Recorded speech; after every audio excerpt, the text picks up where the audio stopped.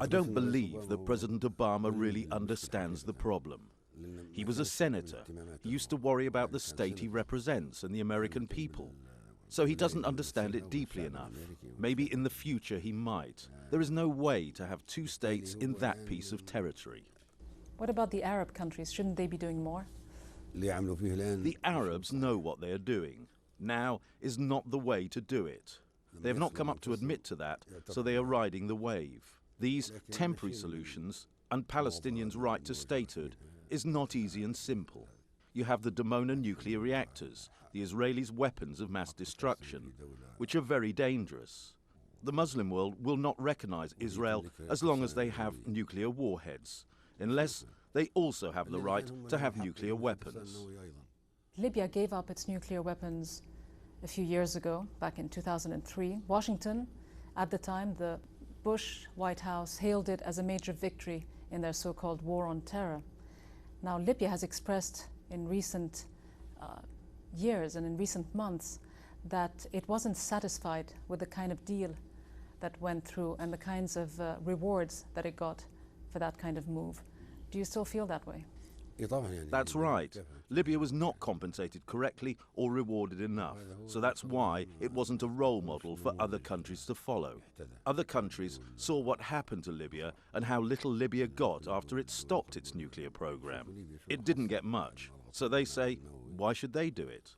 The Security Council put Libya under sanctions in the aftermath of the blow-up of a Pan Am flight over Lockerbie in Scotland. Even though al-Megrahi has been released, will you still appeal? Do you still feel that he, and by extension Libya, and yourself, Colonel Gaddafi, were on trial and were unfairly convicted?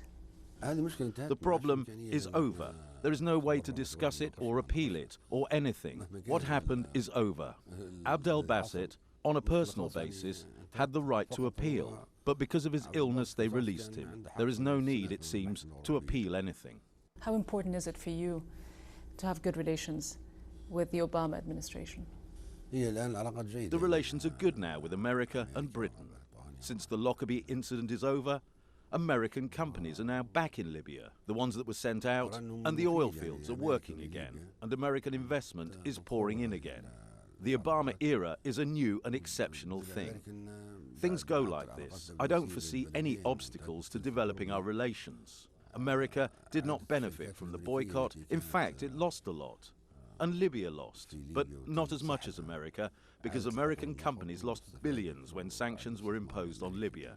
And instead, European and Chinese companies came in, and now America is back with a vengeance. And now they are investing heavily in Libya.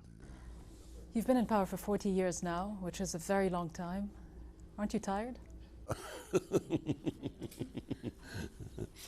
Tonight, or for the past 40 years? I am out of power. The people are in power now. I'm not involved. I am not under heavy political or administrative burdens. Or else I would not have lasted for 40 years. Libya runs itself and by its people. The democracy is direct from the people.